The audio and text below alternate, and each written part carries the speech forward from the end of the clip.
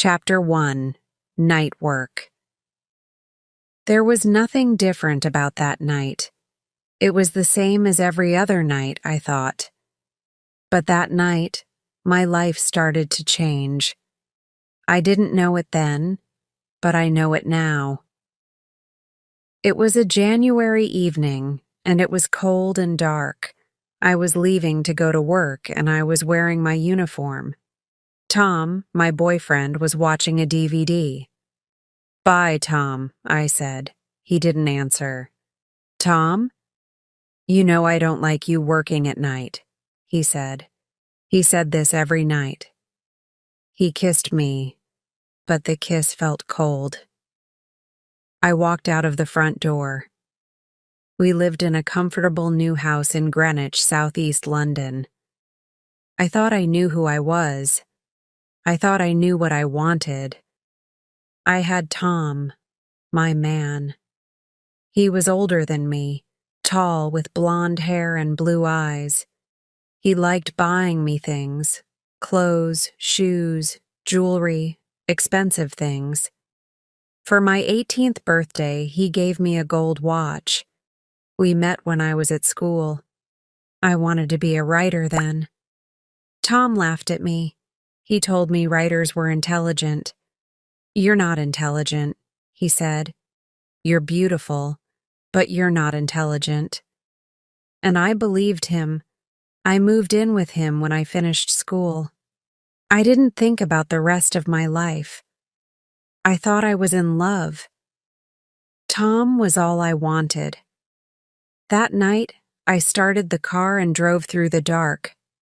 It was very cold. As I drove, I thought about Tom. I put my hand up to my face. I could feel his cold kiss on my cheek. Tom said the night was his time with me. He said I didn't need to work. It wasn't a great job, but I liked the money. And I liked shopping. Now I could buy the things I wanted. For the first time in my life, I was earning some money. For the first time in my life, I didn't need Tom for everything. Chapter 2. Within high fences, I arrived at work. I showed my identity card to the guards and drove through the gates. I stopped my car, got out, and walked to the next gates. I showed my identity card again to some more guards. Then they opened the gates and let me in. I was now at work. I worked in a center for asylum seekers, people who want to live in Great Britain because of bad problems in their countries. When I first started working as a guard, I didn't know much about asylum seekers. Now, I was beginning to understand more about the people I was guarding. Sometimes asylum seekers come to this country because there is terrible fighting in their countries, and they are afraid. Asylum seekers come here because they hope they will have a better life in Britain. When they arrive, asylum seekers wait to know who can stay and who must go home to their countries. Sometimes the asylum seekers wait in the center for days, sometimes for weeks, and sometimes for months. We were all locked in together. At the end of every night's work, I could go home, but the asylum seekers had to stay in the center. When you have a lot of people together in one place, you have to have rules. Rules tell people what they can and can't do. I didn't always agree with the rules, but I had to make sure everybody followed them. It was my job. I went to the dining room. Dinner was finished, but there was nowhere else to go. Most of the asylum seekers spent their time here, but there was nothing to do. The tables and chairs and walls were gray. I walked around the dining room and looked at all the faces. Some of them were very sad. Some were just tired and afraid. I wanted to make them feel better. I tried to smile, but when they saw my uniform, they looked away.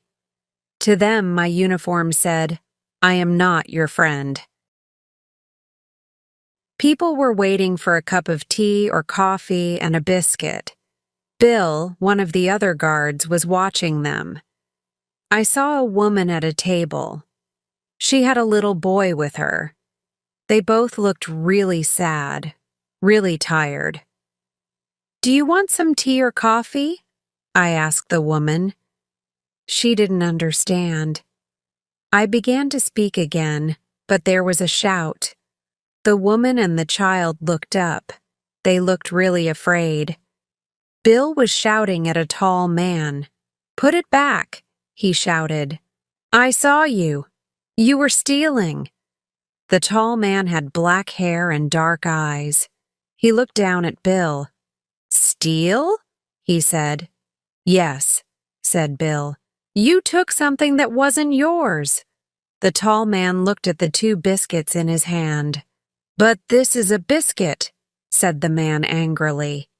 "It isn't something expensive. You can only have 1 biscuit. It's the rules." "You took 2, said Bill. "But this biscuit isn't for me," said the tall man. "It's for that boy." He looked at the little boy with the woman. The boy was afraid to take a biscuit. He was afraid of the rules. There are so many rules here. "Yes," said Bill, "and you have to follow the rules." The tall man wasn't afraid of Bill's words. He turned and walked away. He gave the 2 biscuits to the boy and smiled. It was a beautiful smile. The boy was too tired to smile back. He ate the biscuits quickly. 1, 2. He was very hungry.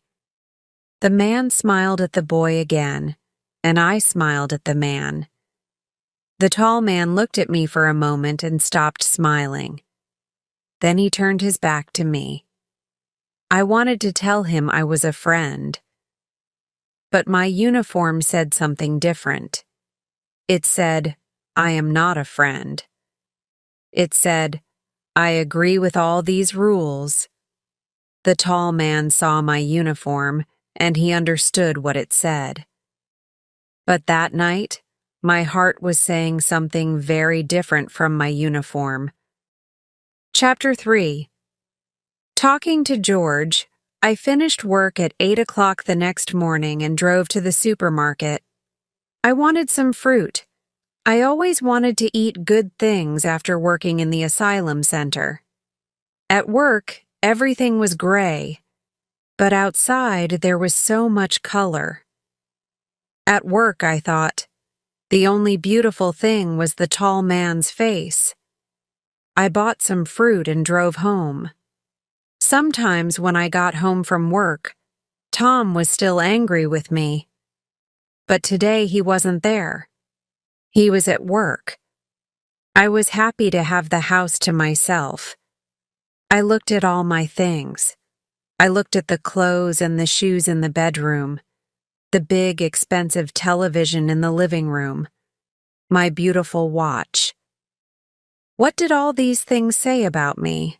Nancy Richardson. The asylum seekers didn't have many things. Did I need all these things? I didn't know anymore. I put my favorite music on the CD player. I could see the tall man's face looking at me. He wasn't smiling. Perhaps he didn't like me, I thought. This made me sad. I didn't know why. I didn't know anything about him. But I wanted him to like me. I was at work, standing near the biscuits and coffee, when I saw the tall man again. He came past and my heart jumped. He put his hand into the box of biscuits. "Look," he said. 3 biscuits. What are you going to do?" His face was hard. "There are rules here," I said. "We all have to follow them." "So, what are you going to do?" he said again. "Nothing," I said. "Not all guards shout at people, you know." He looked at me. "That little boy," he said. Hamid. He saw people kill his father and his brother. They tried to kill him too. I couldn't speak. He left the country with his mother, and they traveled for 2 weeks to get here. When I gave the boy the biscuits, I wanted him to feel better. But how could he feel better with just biscuits? Most of the time, I didn't think too much about why people left their countries. But this man was making me think, and I found it hard. Hamid and his mother will get help here, I said. Lawyers will hear their story and help them. I hope so, he said. I couldn't stop looking at his face. It was a face that showed so many feelings all at once. It was angry, sad, and kind, all at the same time. I wanted to know more about this man. And you, I said quietly. Why are you here? He didn't speak for a minute. He just looked at me carefully. Then he said, Why are you here yourself? I looked away. I was afraid of how I was feeling. I'm just doing my job, I said. I looked back at him. My name's Nancy. What's yours? I'm George, he said. And when he smiled that beautiful smile, my heart jumped again. And do you agree with all the rules here? He asked. No, I replied. Not all of them. Then why are you doing this job? I didn't know what to say. I did it because I liked having some money. I wanted to be a writer, I replied, but I left school early. You can do anything if you really want to, said George. Maybe, I said. We talked some more. George was making me think about things. Writing was something I always loved. Perhaps I could write. Tom was the only person who said I couldn't. I was changing, and there was nothing Tom or I could do about it. Chapter 4. The dinner party. It was Friday night. I wasn't working. Tom and I were going for dinner at my best friend Harriet's house. Harriet and I were old friends from school. We saw each other every week. Harriet lived with her boyfriend, Steve. They were getting married in April in Scotland. I put on a red dress and my favorite shoes. You look beautiful, said Tom. He tried to kiss me, but I moved away. Come here, he said, and he pulled me hard. Stop it, Tom, I said. Why don't you want to kiss me? He asked. I didn't reply. I felt angry when Tom was like this. We didn't talk again as we walked to Harriet and Steve's house. Hello, come in, said Harriet, opening the door. I went into the kitchen with Harriet. She was cooking. Harriet is a very good cook. After we left school, she studied to be a cook and I moved in with Tom. In those days, I thought I was the lucky one. I had a man who earned good money and I didn't have to work.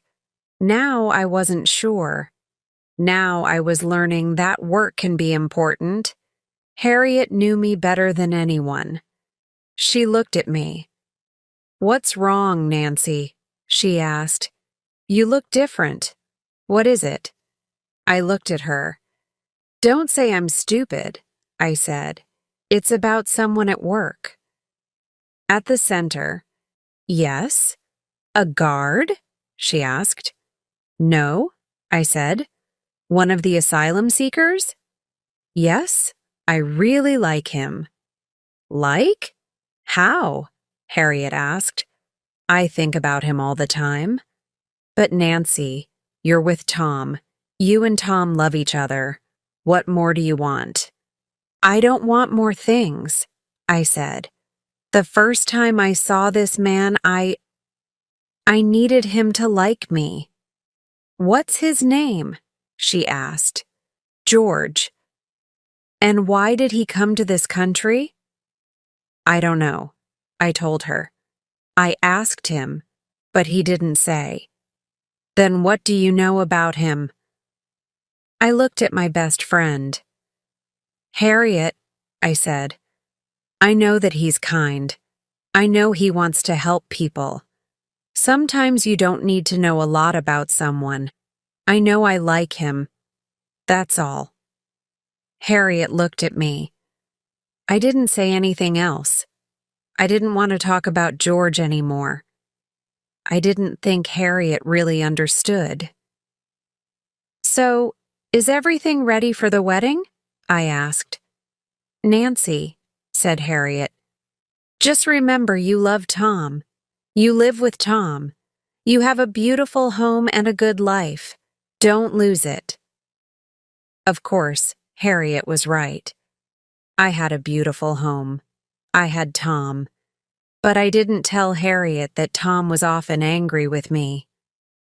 "How's the job?" Steve asked me over dinner.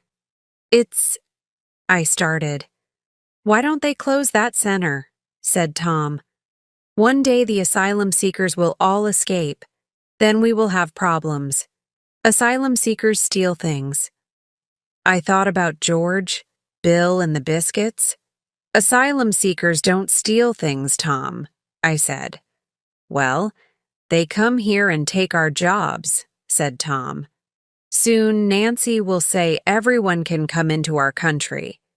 Then there will be no jobs, no houses, and no hospital beds for us."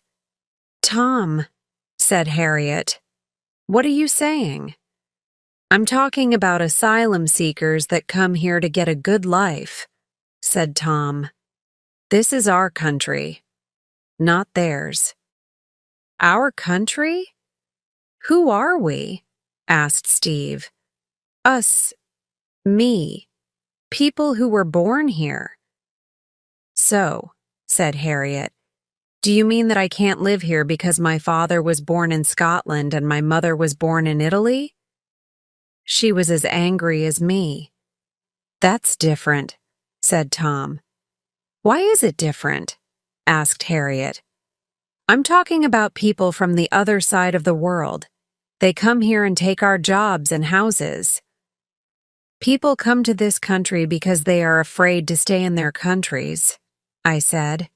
"It isn't easy for them to leave their homes. I hear some terrible stories at the center. These people need our help." Tom laughed. "Stories. That's what they are. Nancy is so sweet she believes anything. More cake, please, Harriet." Tom knew we didn't agree with him, so he started talking about something else. That night in bed, I couldn't look at Tom.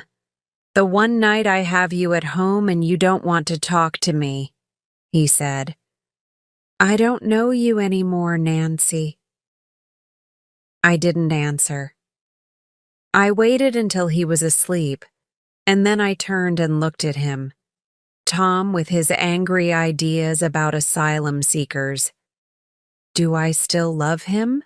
I asked myself. I closed my eyes, but I could see George and not Tom. Chapter 5. In danger. The next time I saw George, he was standing outside the gray building, smoking a cigarette. He smiled at me and my heart jumped. "Do you want a cigarette?" he asked. "I don't smoke," I said. And then I added, "But I don't mind smoking." I looked at him. "How are you?" I asked. "I'm okay," he replied. "George," I said, "why did you come here, to this country?" I didn't think George wanted to talk about his past, but this time he answered me. "In my country, I was in danger," he said. "Danger? Why?" "I was a photojournalist," he said. "I took some photos for the newspapers, but the police didn't like them. I took them because I wanted people to know what was happening in my country. What were the photos of? I asked. They were of soldiers hurting women and young children. But the police saw my photos, and they came to find me. That's terrible, I said. You were trying to help those women and children. Yes, he said. But the police didn't want people to know what was happening in our country. So what did they do to you? I asked. They locked me in a building and they hurt me. Look. He opened his shirt and showed me some terrible scars. Now you can see why I can't go home. I couldn't speak. When they let me go, I knew I couldn't work in my country anymore, George said. So you came here? It wasn't easy, he said.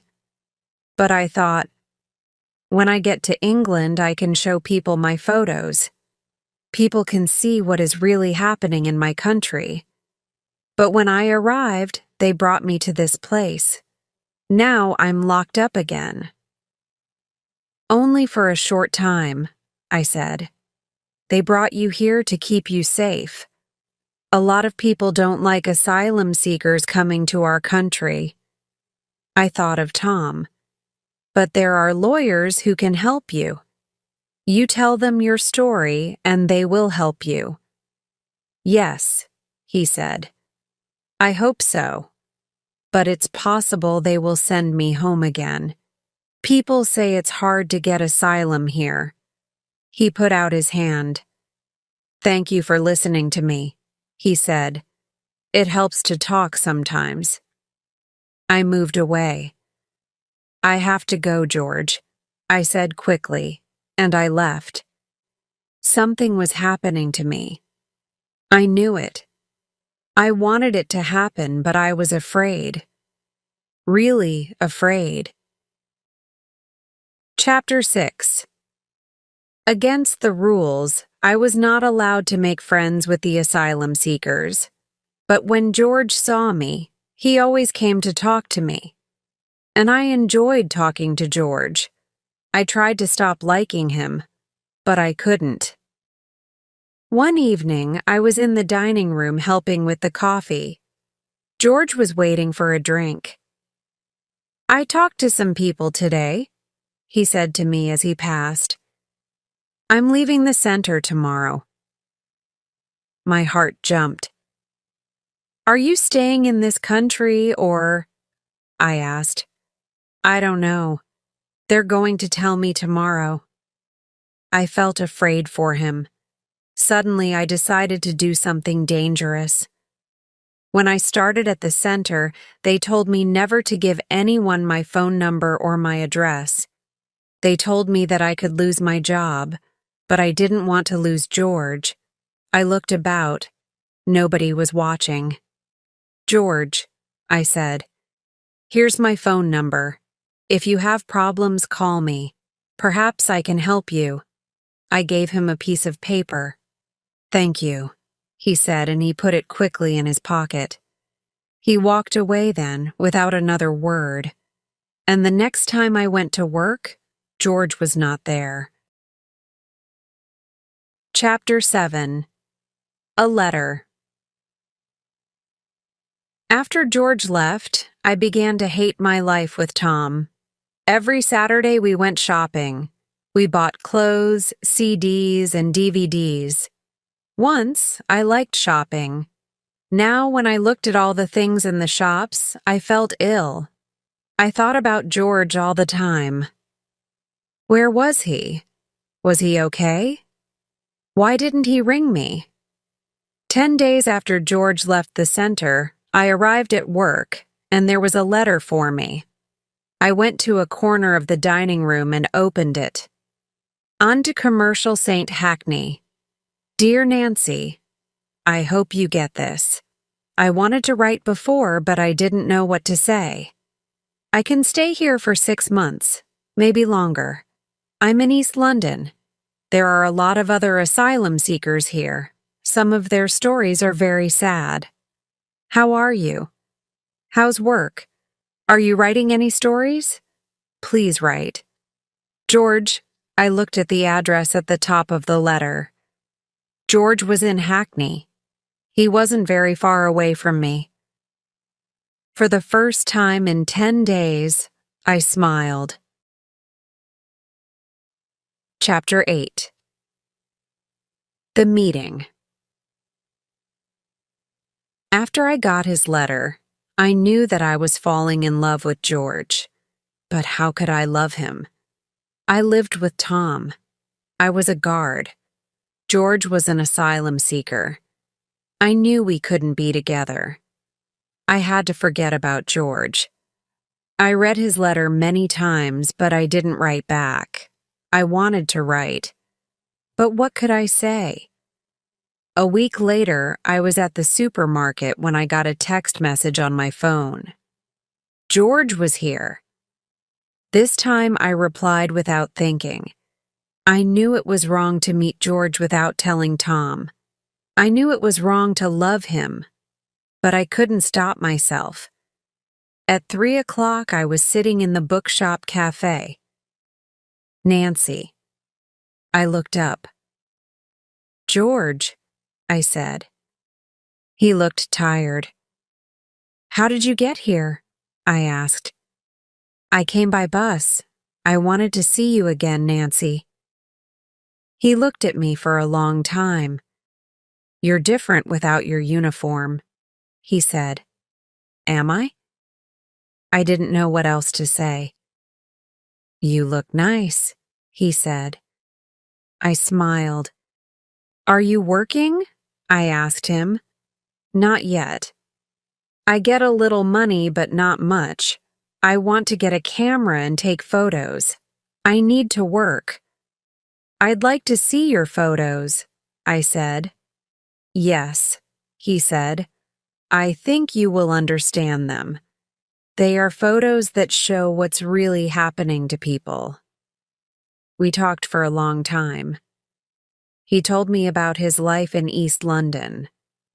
I told him a little about my life. Then he said, What's the time? I have to be back by 5:30. I was wearing my gold watch. I looked at it. It's 4:30. That's a nice watch. Yes, I said, but I went red. Did George think I was very rich? Did someone buy it for you? It was Tom, I said quietly. Who is Tom? He asked. Tom is the man I live with. But I stopped. I wanted to tell George that I didn't love Tom anymore.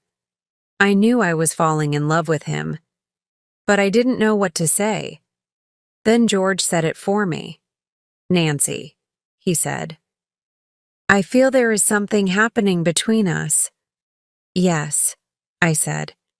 I need to know, do you give your phone number to all the asylum seekers? No, I said. Just you, George. It was then he kissed me. It was then I knew I was leaving Tom. Chapter 9. Walking away, I left Tom on Monday. When he came home from work, I was waiting by the front door with my bags. What are you doing? Tom asked. I'm leaving, I said quickly. What do you mean, leaving? Leaving you. No, said Tom. No, Nancy. You can't. What will you do without me? This wasn't easy. I didn't love Tom anymore, but I didn't want to hurt him. I'm sorry, Tom, I said. Things are different now. I can't stay with you. For a few seconds, he just looked at me. Then in a very quiet voice, he asked, Is there another man? I didn't answer him. I felt afraid. Tom was already angry. I didn't want to tell him about George. Who is it? Tell me who it is. Tom was shouting at me. I'm not going to tell you, I said. Is it someone you met at that center? He asked. Is it? Tell me, Nancy. Yes, it is, I said. But I'm not leaving because of him. I'm leaving because I'm learning to think, Tom. Think for myself.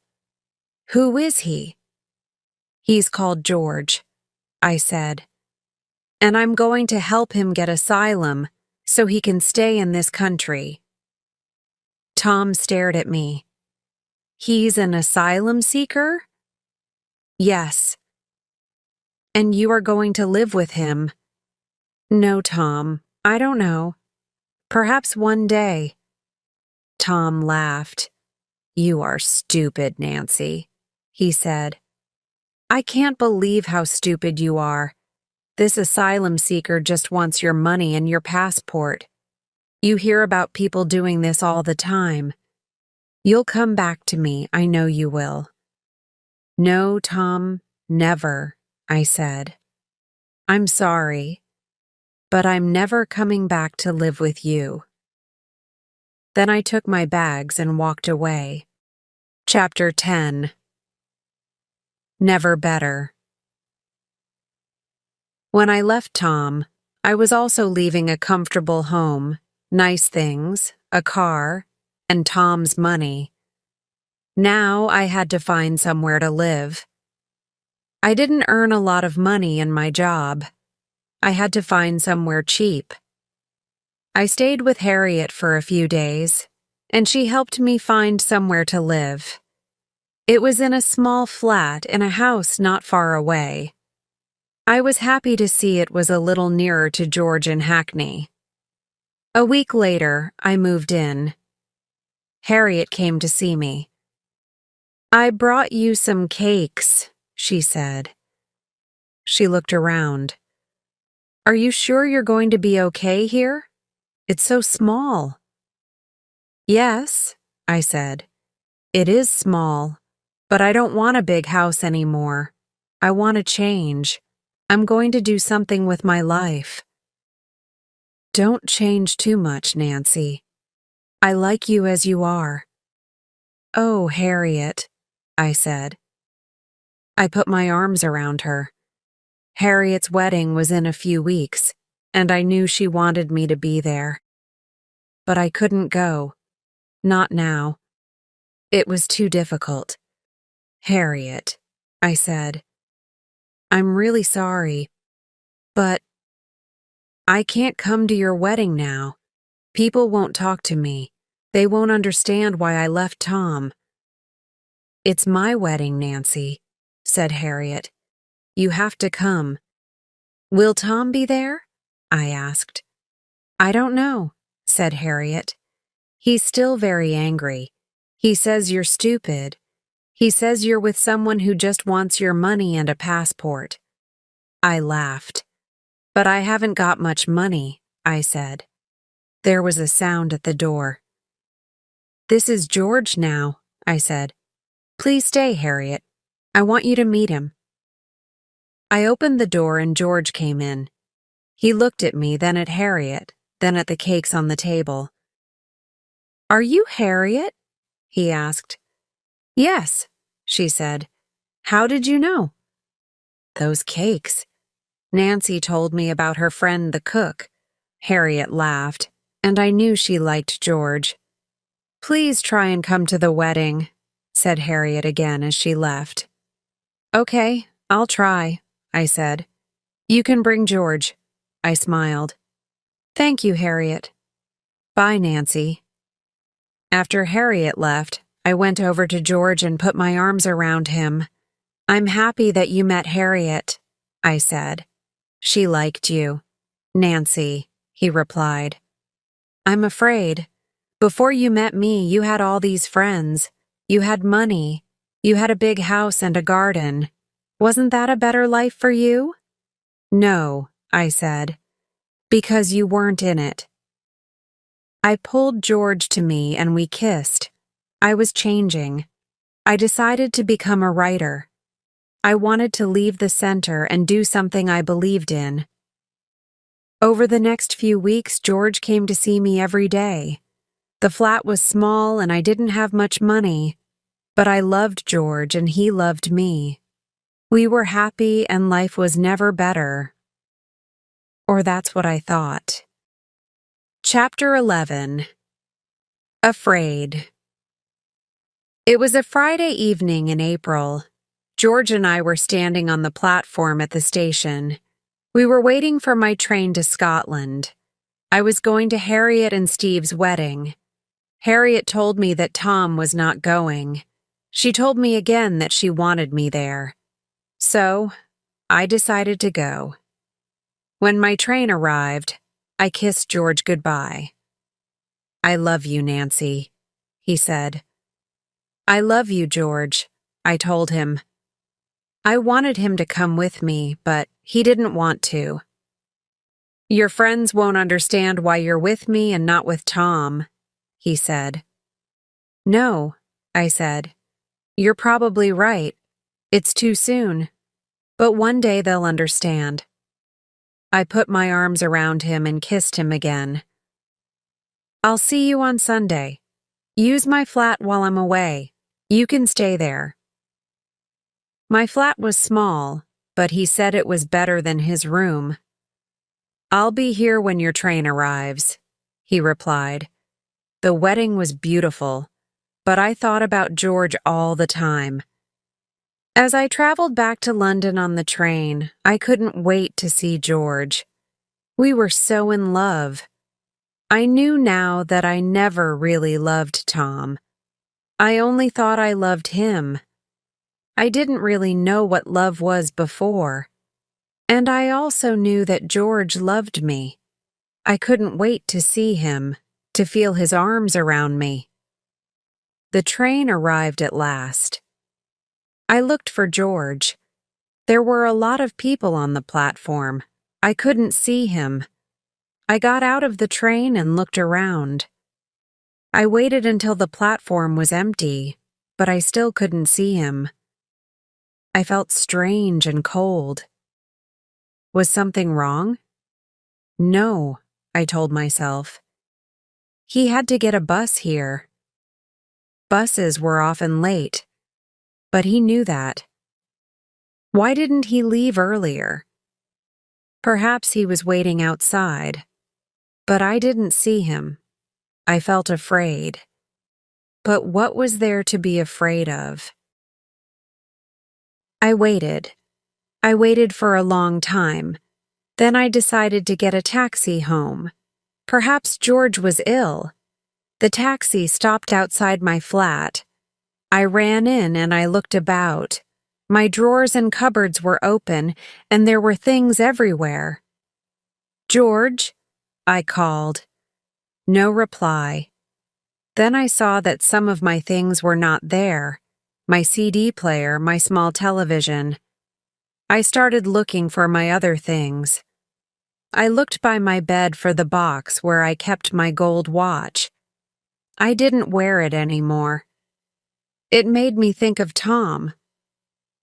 But I knew it cost a lot of money. It wasn't there. I was afraid. I wanted George. "George!" I shouted.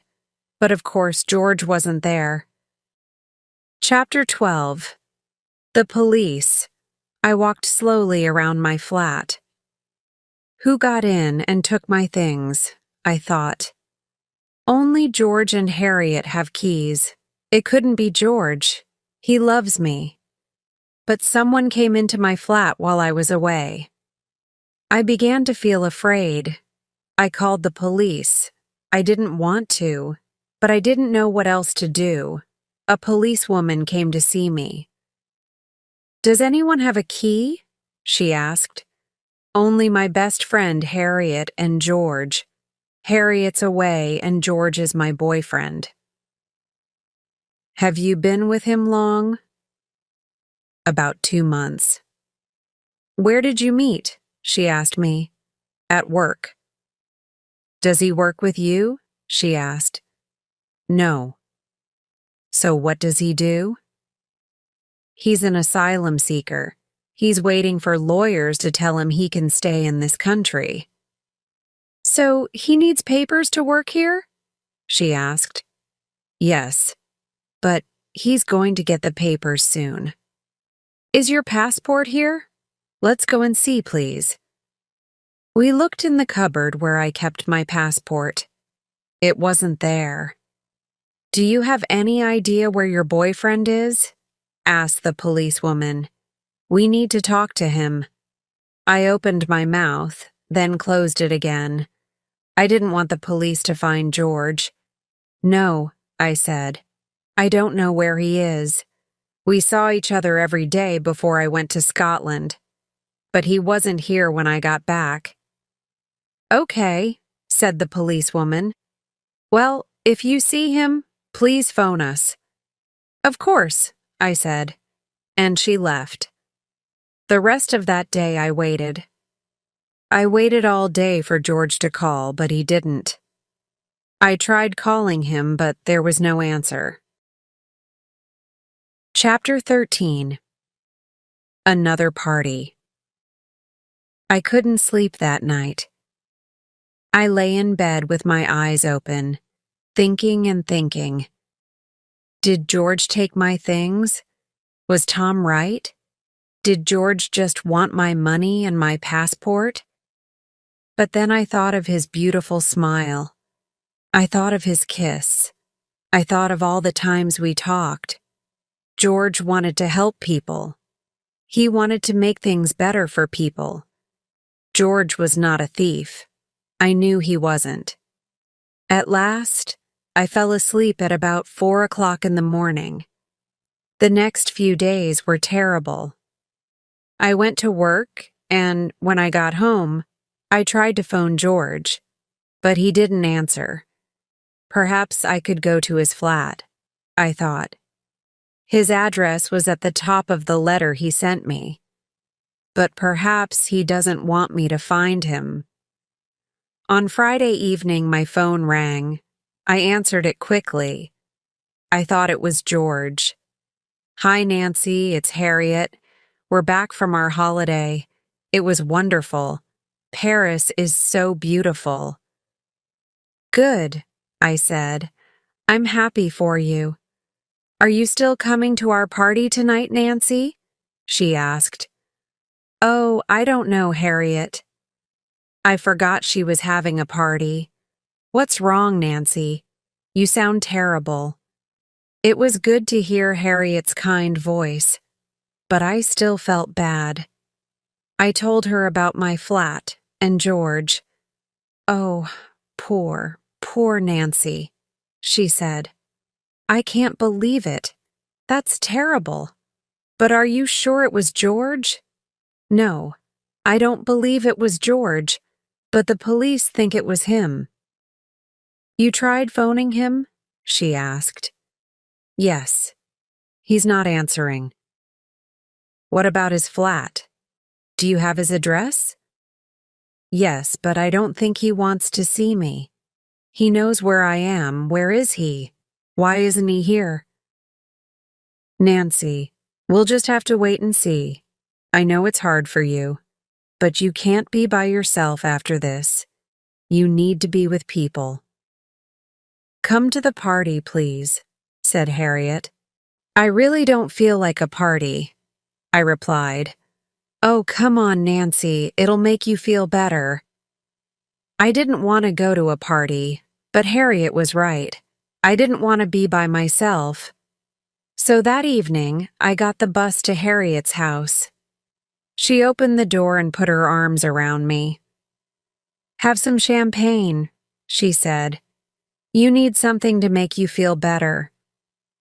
Thanks, Harriet, I said. She gave me a drink in the kitchen. I went into the sitting room. It was full of people. Everybody was smiling and laughing and talking. I felt more alone than ever. Perhaps I'll go home, I thought, when someone said my name. Chapter 14. My Old House. Nancy.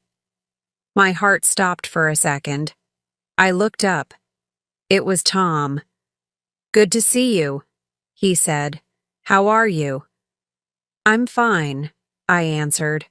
I was trying hard to look okay. Inside, I felt terrible. I looked at him. Wasn't he still angry with me? "Have another glass of champagne," said Tom.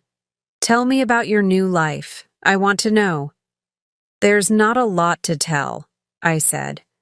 "I've got a new job." "Here," he said. He gave me another drink. He didn't really want to know about my new life. "Thanks," I said. The champagne was good after my terrible week. I drank it quickly, then I drank some more. "You okay?" Tom asked.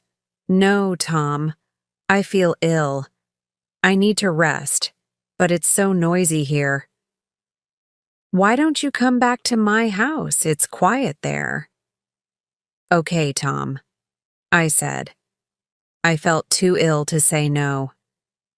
Tom took me by the arm and helped me walk back to my old house. On the way, he started talking. "Steve told me about George," said Tom. "What did he say?" "He said George took things from your flat, your watch, your CD player, and your passport. He said the police want to talk to him." "The police don't know George took my things," I said. "You were stupid. You left me for him." "Tom, I don't want to talk about this." I still felt ill. We got to the door of my old house and Tom opened it. "It's not too late," he said. "You can move back here." "No, Tom," I said. "I don't want to be with you anymore." We went into the sitting room. "I'll make coffee," said Tom, "while you think." He went into the kitchen. I looked around. It was strange to be back in my old house. I walked over to the CDs and started looking at them. "That's strange," I thought. There was a little box behind the CDs. I picked it up and looked at it carefully. I opened the box. My gold watch. I looked at the back of the watch and saw NR, my initials. I felt myself go cold. Tom came in with the coffee. "Well," he said, "what are you going to do now? You know George took your things." "George took my things, Tom?" I asked. "Yes." "So," I said. My voice was hard. "What's this then?" I showed him the watch, and Tom's face went white. "Tom, why is my watch here?" He didn't speak. "Did you go to my flat and take it?" I asked. "Did you take my other things too?" "Are you saying I steal things?" Tom asked. "No. I know you don't need my things. So why did you take them?" "Look, Nancy," he said coldly. "I gave you everything you wanted, but you left me for an asylum seeker with no money. I wanted to show you it was a mistake." "But it wasn't a mistake, Tom," I said. "George and I love each other." "He was using you to get a passport and money," said Tom. "No, he wasn't, Tom. George is a good, kind man. He's kinder than you'll ever be." I shouted. "You wanted George out of my life. That's why you did this. And now the police want him." I was so angry. Tom tried once more. "I'm not letting you go again," he said. He was walking towards me. I turned and opened the front door. "Goodbye, Tom," I said. I threw my watch at him and I ran out of the house. I ran back to Harriet's house. "Nancy," she said, opening the door. "What's wrong?" "Harriet," I said. "Can I use your phone? I need the police." Chapter 15. Our story. The police found my passport, CD player, and television in Tom's garage. That night, I stayed at Harriet's house. In the morning, I tried to phone George again. There was still no answer. "Perhaps he isn't in the country anymore," I said to Harriet. "What's his address?" she asked. I found his letter in my bag and looked at the address at the top. "Here," I said, and I showed Harriet the letter. "Okay," said Harriet. "Come on, we'll go there now. I'll drive." I put my arms around Harriet. She really was a good friend. We got into Harriet's car. She drove fast. "I can't believe Tom did this," said Harriet. "Where did he get a key from? Do you think he took it from our house when we were away?" "I don't know," I said. "It isn't important. The police are talking to him now. He'll have to tell them everything." "Tom was so angry because you left him for an asylum seeker," said Harriet. "But I didn't think he could be so bad. I really didn't think he could do something like this." "I know," I said, "but when we were together, he was always angry with me. He thought he could stop me from doing what I wanted. He stopped me from writing. He didn't like me working. He always wanted to stop me from doing things. Now he's trying to stop me from seeing George." I felt terrible when I said George's name. I really wanted to see him again. "I'm afraid," I said to Harriet as we stopped outside George's address. It was a big old house. "What are you afraid of?" she asked. "I'm afraid he isn't here, but I'm also afraid that he is here and he doesn't want to see me. Why hasn't he phoned me? Perhaps he doesn't want me anymore." I looked at Harriet. "Go in and ask," she said. "You need to know." "Can you come with me?" I asked. "No," she replied. "You need to go by yourself." I got out of the car and went in through the door of the building. There were some children playing inside by the stairs. "Excuse me," I said. I saw in their eyes that they were afraid. "Do you know a man called George?" I asked them. They looked at each other, then smiled. "George, George," they sang. They started to laugh and ran up the stairs. A few minutes later, they came back again and ran out of the building into the street. I looked at the empty stairs. Did they understand what I said? There was no one there.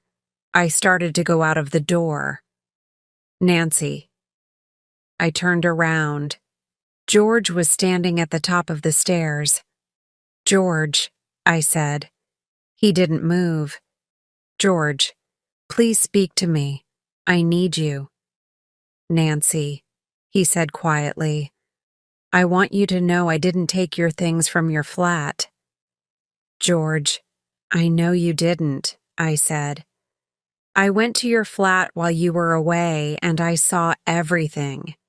Your television wasn't there. There was a broken glass. I thought, people will think I did this." "I was afraid, Nancy." "Is that why you went away from me?" I asked. "Yes.